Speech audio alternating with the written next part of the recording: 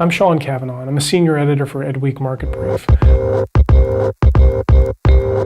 So I recently attended the BET Educational Technology Conference. It's a huge summit held in London, England every year that brings together not only technology companies but also government officials, people from nonprofit organizations, educators, and others to talk about trends they see in the global EdTech market, and also they try to sell their products.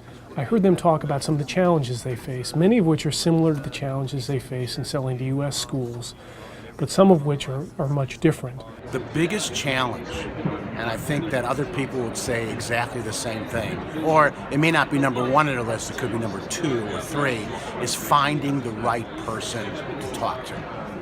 Finding the person who can really make a decision. This is difficult.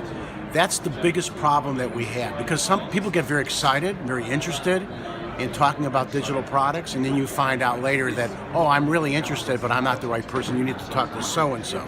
The second biggest problem is funding. I mean, where is the funding going? Where is it coming from? And which categories does funding fit in? I think today, if you don't have a really up and running product with customers, with some significant traction, you don't have really chance to get an investment and to reach the market. And I think this is a change looking back a few years. Very much. What we have noticed is there's a increasing maturity in how schools are leveraging mobile devices and some of the demands that they're placing on a platform with regards to sort of security and mobility or protection of devices. 3 things that companies should remember when they're trying to work in a foreign market.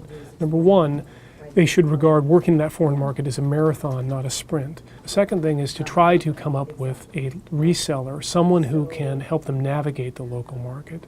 And third, they should try to understand what the local infrastructure is, and if the infrastructure in terms of internet bandwidth and local platforms and technologies will support the technology that the company is trying to sell.